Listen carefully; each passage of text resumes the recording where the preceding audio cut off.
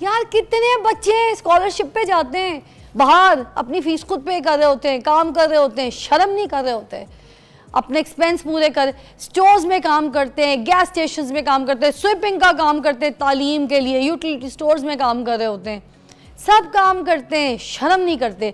तो मैं बताऊं, जो करते हैं मेरे भाई, जो मेरे बच्चे, वो कामयाब है, आज कुछ ना कुछ बन के बैठे। मैंने ये ऐसी मिसालें नहीं दी आपको एप्पल के फाउंडर की, अमेज़ोन के मालिक की। तो आप भी सोच को वसी करें, शर्म दूर करें और इरादे पक्का करें और फिर ईमान अपना रखें अल्लाह ताला के साथ, फिर देखें कैसे रास्ते को। और अगर इंटेलिजेंट हैं आप, तो मैं आज आपको बताऊंगी कि अपनी स्कॉलरशिप कैसे हासिल कर सकते हैं। और फॉरेन यूनिवर्सिटीज़ में स्पेशली जो आपने ख्वाब देखे होते हैं कि वहाँ पे आपको स्कॉलरशिप्स कैसे मिलेंगी, उसके ऊपर बात करेंगे। मेरे पास ज़बरदस्त मेहमान मौजूद हैं, हरीम आरिफ, जो कि आपको बताएंगी कि आपने स्कॉलरशिप इंटरनेशनल यूनिवर्सिटीज़ में कैसे हासिल करनी है। अस्सलाम वालेकुम। वालेकुम अस्सलाम, हाउ आर यू? कैसी तबीयत है? अल्लाह का शुक्र, आप कैसी हैं? मैं आपके लिए तो बहुत ही डबल आपको मुबारकबाद दूंगी, क्योंकि एक तो आप हैं और हमारे साथ एक और मेहमान है जो आने वाला है। तो दोनों की आपको बहुत खैर मुबारकबाद और बहुत खुश रहें, सेहतमंद रहें, इसी तरह लोगों की मदद करती रहें। कहते हैं ना, इस पोजीशन में आप जो अच्छा करते, जो रहनुमाई करते, जो गाइड करते, उसके बाद वही पे बैक आपको आपकी औलाद के ज़रिए आता है। तो आपका बहुत अच्छा वक्त है, हम सब के लिए भी दुआ कीजिएगा कि हम छोटी सी जो कोशिश करते हैं, हम जो प्रैक्टिस करते हैं यहाँ पर, वो सब लोगों को समझ आए। ऐसे ही है जी, बिल्कुल इंशाल्लाह। तो हरीम जी आते हैं अपने टॉपिक की तरफ और हम ये पूछेंगे आपसे कि ये बताइए कि जो स्कॉलरशिप है ये कैसे मिल सकती है हमारे देखने वालों को, बच्चों को, और किस तरीके से इंटरनेशनल लेवल पे वो जाके पढ़ाई कर सकते हैं। अच्छा, स्कॉलरशिप्स के बारे में जनरली बहुत मिसकंसेप्शंस हैं हमारे यहाँ।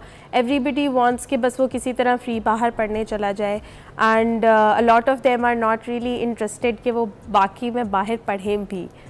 स्कॉलरशिप्स आपको दो तरह के होते हैं। स्कॉलरशिप्स आपको यूनिवर्सिटीज़ की तरफ से मिलते हैं, स्कॉलरशिप्स आपको मिलते हैं गवर्नमेंट्स की तरफ से मिलते हैं, ठीक है।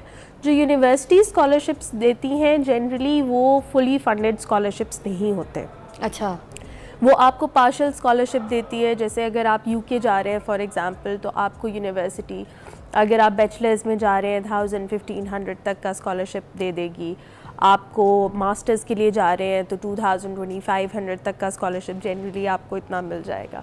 अगर for example one of the top ranked universities, in fact the number 1 university in Ireland, Trinity जो है, उन्होंने 7000 का वो बेंचमार्क रखा हुआ है स्कॉलरशिप का। अभी तक हमारे यहाँ 5000 यूरोज़ तक का स्कॉलरशिप उन्होंने किसी को अवॉर्ड किया है, विच डज़ नॉट कवर एवरीथिंग, ठीक है। हाँ, आपको थोड़ा सपोर्ट हो जाता है। एंड बहुत दफ़ा स्टूडेंट्स ये स्कॉलरशिप्स विन करते हैं, बाहर जाते हैं, वो साथ बिकॉज उनको वर्किंग आवर्स अलाउड होते हैं, they work and they simultaneously study, और फिर वो अपने अखराजात खुद पूरे करते हैं, ठीक है।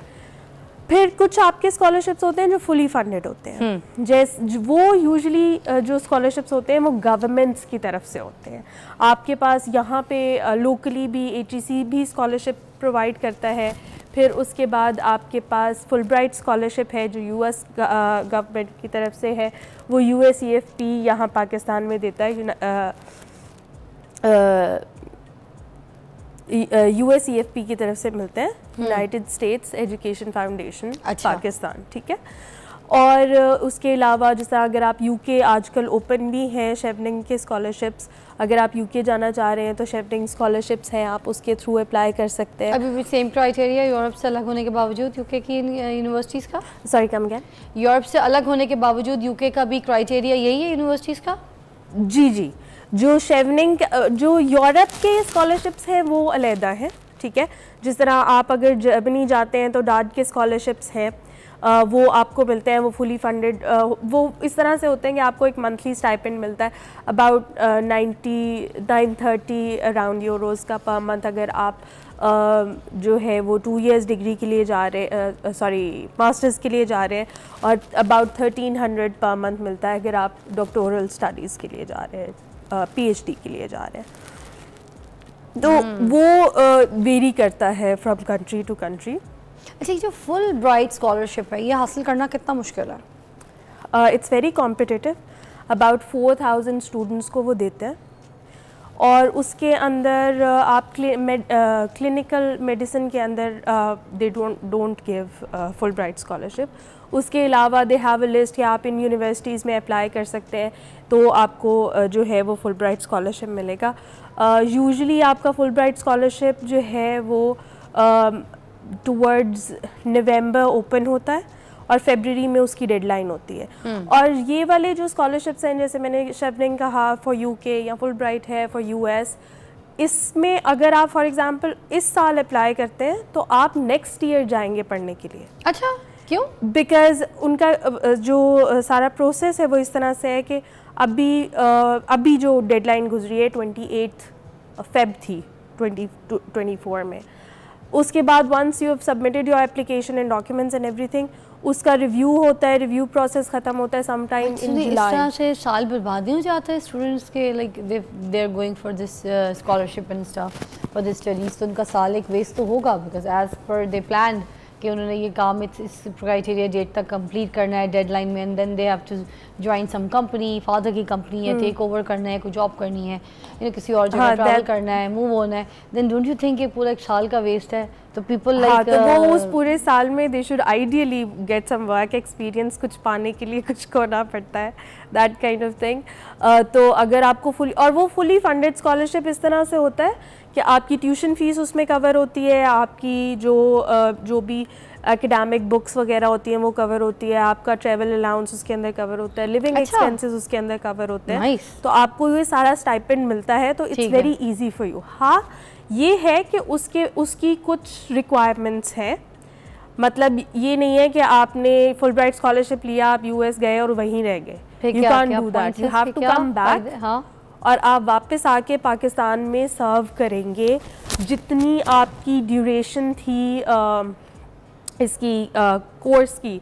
मतलब अगर आपने 2 साल का कोर्स किया है तो आपके लिए मैंडेटरी है कि आप वहाँ से अपनी होम कंट्री में वापस आएंगे, इन दिस केस पाकिस्तान में आप वापस आएंगे, और उसके बाद आप 2 साल एटलीस्ट पाकिस्तान में सर्व करेंगे। अच्छा।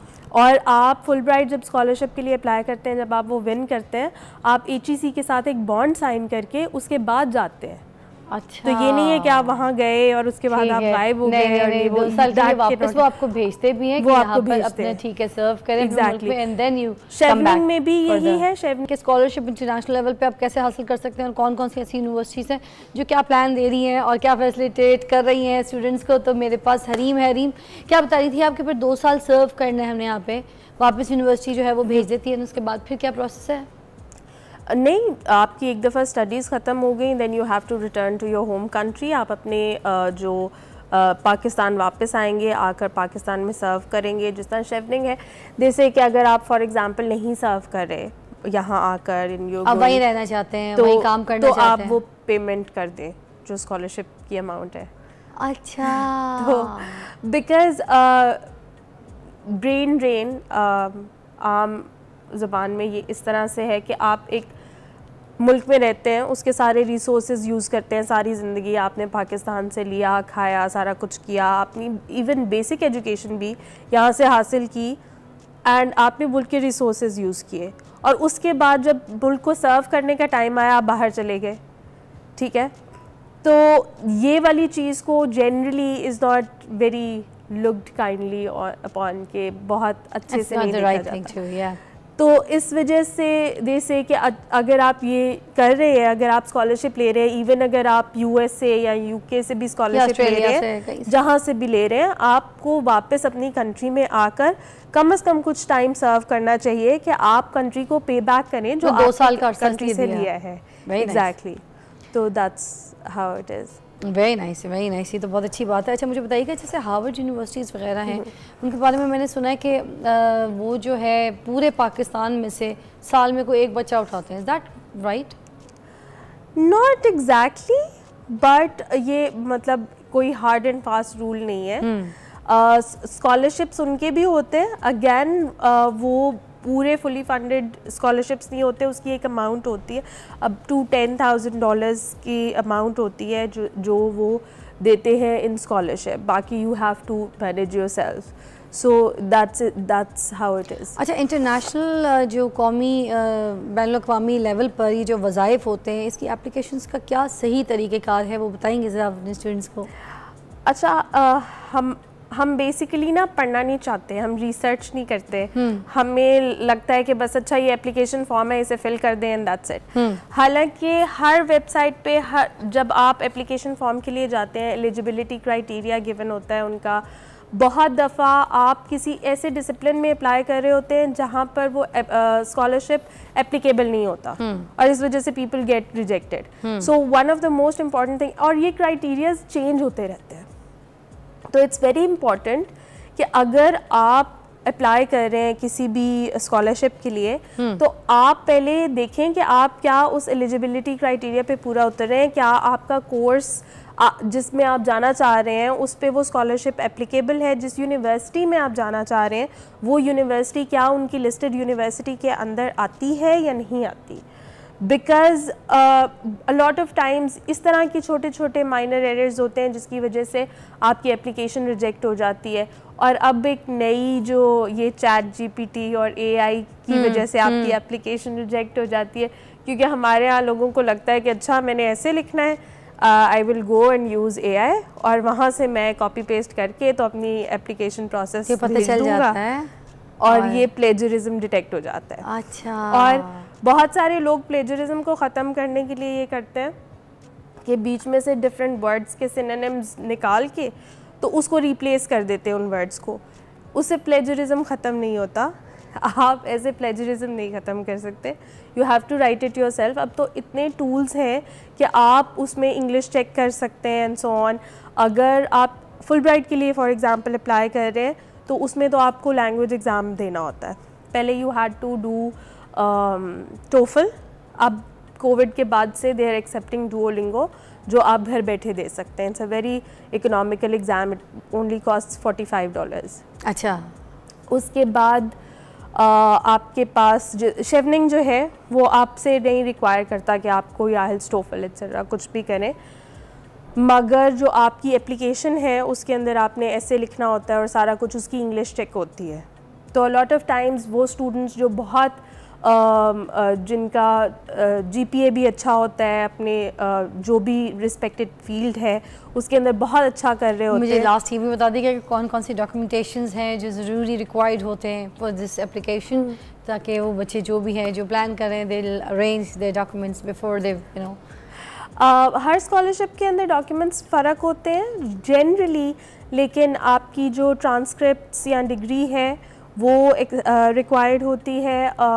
एंड अगर आपकी lot of times dual nationality है तो फिर आप एलिजिबल नहीं होते अप्लाई करने के लिए, बिकॉज अगर वो डेवलपिंग कंट्रीज़ के लिए है, पाकिस्तान के लिए, तो you have to be a Pakistani citizen for that. फिर उसके बाद आपके जो एप्लीकेशन फॉर्म होता है वो रिक्वायर्ड होता है, एजुकेशन डॉक्यूमेंट्स रिक्वायर्ड होते हैं, एंड आप जिस यूनिवर्सिटी में अप्लाई कर रहे हैं वहाँ से आपका ऑफ़र लेटर आना ज़रूरी होता है। अच्छा, दैट इज़ इम्पोर्टेंट। एग्जैक्टली। और समटाइम्स आपको कंडीशनल ऑफ़र लेटर आता है कि आप ये criteria you have to meet, तो उसके बाद दे विल एक्सेप्ट यू। तो वो क्राइटेरिया आपको मीट करना होता है and then you submit that proof for that. Thank you so much Hareem, आपने हमें बहुत अच्छा गाइड किया। जो चाहता है अपनी स्कॉलरशिप के लिए प्लान कर रहा है, मुल्क से बाहर बैनुल-अक़वामी सतह पर जाकर अपनी तालीम को हासिल करना चाहता है, डिग्री लेना चाहता है, तो वाई नॉट। इस प्रोग्राम के ज़रिए हमने आपको बहुत सारे आइडियाज़ दिए, तरीका बताया, डॉक्यूमेंटेशन का भी बताया, एप्लीकेशंस का बताया, तो फिर तैयारी कीजिए, देर किस बात की।